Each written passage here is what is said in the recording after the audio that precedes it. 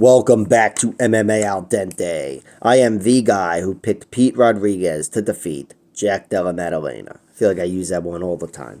And I'm here to talk about Montserrat Ruiz, Conejo, or whatever, versus Eduardo Moura. Eduardo Moura is 29 years old, 9-0 as a pro, and she's got 6 inches of height and 5 inches of reach over 30-year-old Montserrat, who is 10-3 as a pro.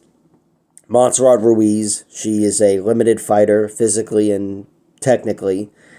She seems to have heart, but still be quite vulnerable. And she seems to be quite strong, but physically limited to impose her strength. You know, she won that one fight over Cheyenne Vlismas with the head and arm throw, which Cheyenne said she would not do. And then she did it and then threw a fit at the end and whatever. But after that, she was knocked or TKO'd twice. Amanda Lemos cracked her, moving backwards, and just knocked her out in a few seconds. And Jacqueline Amorim schooled her on the ground and ended up TKOing her in round 3.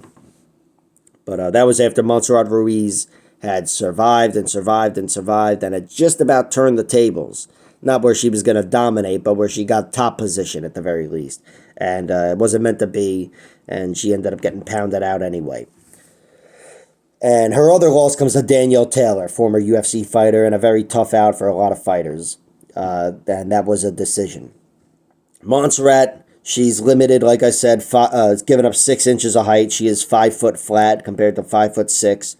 And I think she's got heart and she's got good top control skills, good top control. But I think she's just one of those girls, kind of like Matt Serra when he fought as a welterweight, certainly, and even as a lightweight. He just was too short to really impose his wrestling so much and open up that door to his jiu-jitsu.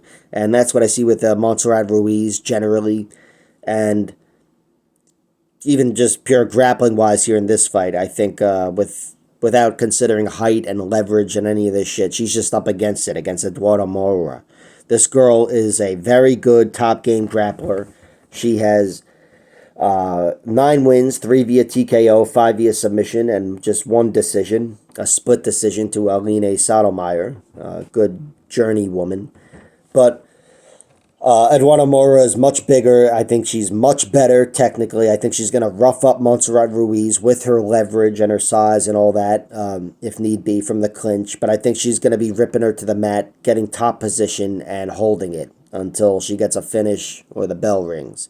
I'm taking Eduardo Moura to win a fight similar to Jacqueline Amorim, but I think she's going to close the show a little earlier, even though Jacqueline Amorim is an excellent finisher. That girl is very fucking dangerous.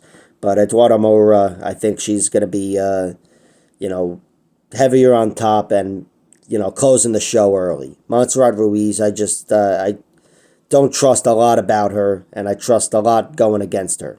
So I'm taking this fight to look like the Jacqueline Amorim fight. Eduardo Moura getting the finish is the pick, and I'm not betting on it. Maybe I'll bet on Montserrat Ruiz winning a decision at plus 900. That's the only thing I really see value on. The under is minus 165 for 2.5 rounds.